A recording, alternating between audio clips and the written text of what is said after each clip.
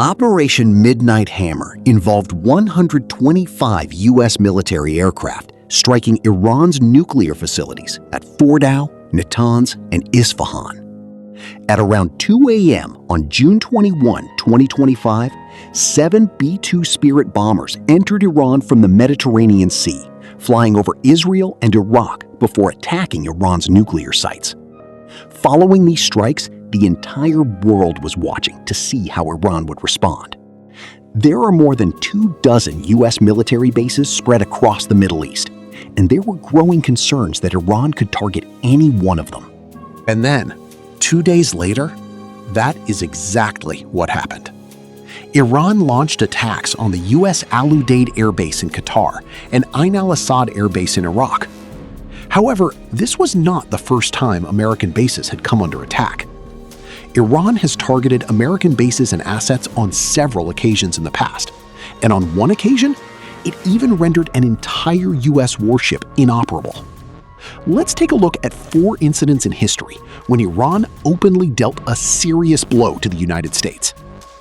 Welcome once again to Nobel's Creation.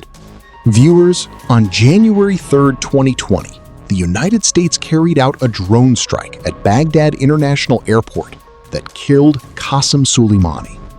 He was not just an Iranian general, he was also Supreme Leader Khamenei's most trusted commander and the most powerful piece on the Middle East's geopolitical chessboard.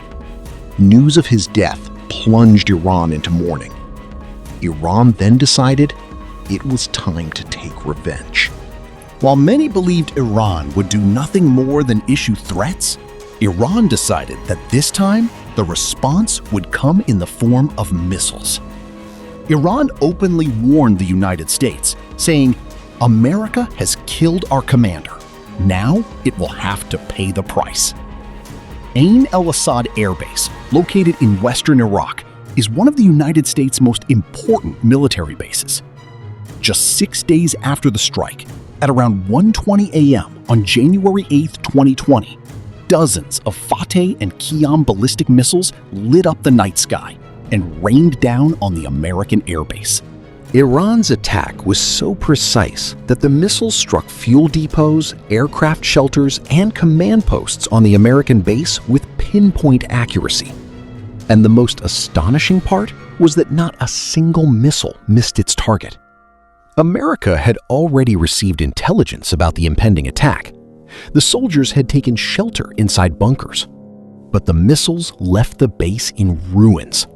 Hangars, runways, and barracks were devastated. At first, the United States claimed there had been no casualties. But it was later revealed that more than 100 American service members had suffered traumatic brain injuries.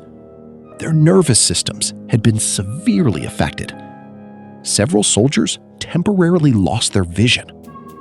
Others lost consciousness. But what truly caught the world's attention was Iran's boldness. Iran openly claimed responsibility for the attack and declared, "This was only a warning.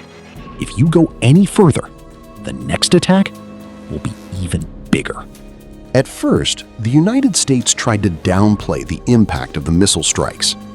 Donald Trump, who was serving his first term as President of the United States at the time, kept saying all is well in an effort to calm the situation. However, satellite images, videos recorded by soldiers, and before and after visuals from the ground exposed the true extent of the damage. Iran also stated at the time, "If we had wanted to, we could have targeted the American soldiers' barracks, but our objective was not to take lives. It was to send a message." After this attack, the world was stunned to see Iran openly rain missiles on an American military base, while the United States chose not to respond militarily. A year earlier, another incident had taken place in which Iran delivered a strong response to the United States. On a calm night in June 2019, a $600 million American RQ-4 Global Hawk drone entered Iranian airspace. But within just 20 seconds, Iran turned one of America's greatest technological assets into a ball of fire. Here's what happened. By 2019, tensions between the United States and Iran had already escalated significantly. Donald Trump was once again serving as President of the United States. He had imposed severe sanctions on Iran. He also warned other countries not to purchase Iranian oil. As a result, Iran's oil exports had dropped to almost zero.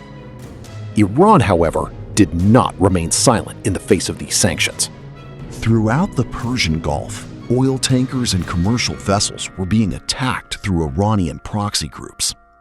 The United States decided to rely on a surveillance drone to monitor Iran's military movements. An RQ-4 Global Hawk unmanned drone operated by the U.S. Navy entered Iran's coastal airspace. The drone's mission was to monitor every movement from the sky and transmit real-time intelligence directly to U.S. command. At that altitude, conventional air defense systems are generally ineffective. Iran used its third Khordad missile defense system to lock on to the drone and launch a missile. The United States had never imagined that Iran's missile system was capable of reaching targets flying at 60,000 feet. The result was immediate. The missile struck the drone directly at its center, and the skies above the Persian Gulf lit up in flames. According to Iran, the drone had entered approximately 15 kilometers inside its territorial waters. The United States, however, insisted that the drone had remained in international airspace. At first, President Trump threatened to carry out airstrikes against Iran.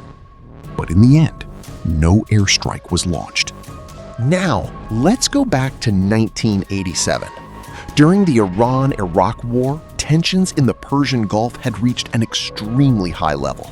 Iran was targeting Kuwaiti oil tankers operating in the Persian Gulf. As a result, there were growing fears of a global oil crisis. It was at that time that the United States launched Operation Earnest Will. Under this operation, U.S. Navy warships provided protection for Kuwaiti oil tankers and escorted them safely through the Persian Gulf to the Arabian Sea. This year-long operation became the largest U.S. naval convoy operation since World War II. However, despite the operation, tensions continued to rise.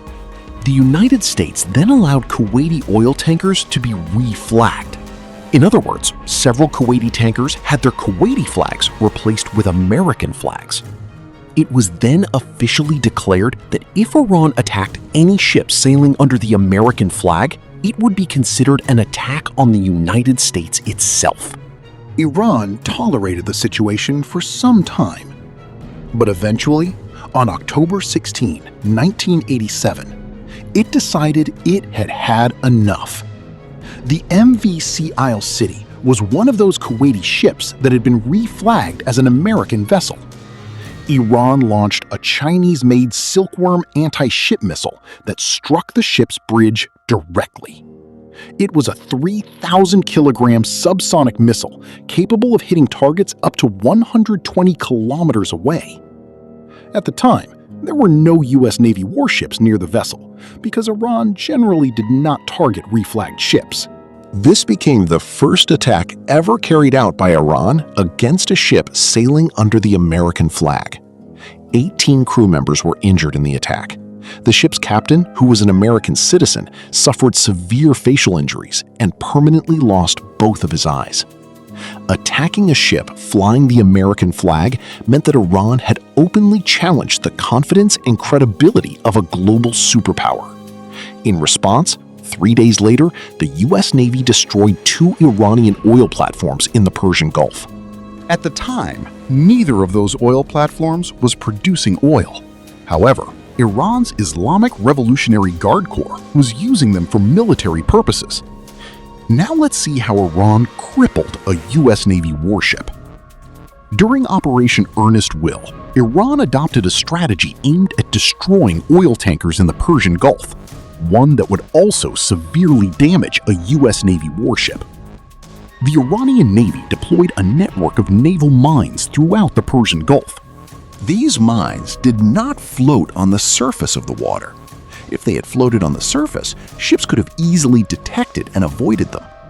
Instead, each mine was attached to a chain and secured with an anchor weight.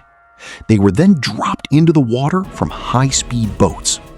The chains were adjusted so that the mines remained suspended about 5 meters below the surface. Since the hulls of large ships extend roughly 10 meters below the surface, the mines would explode only when a large vessel passed directly over them.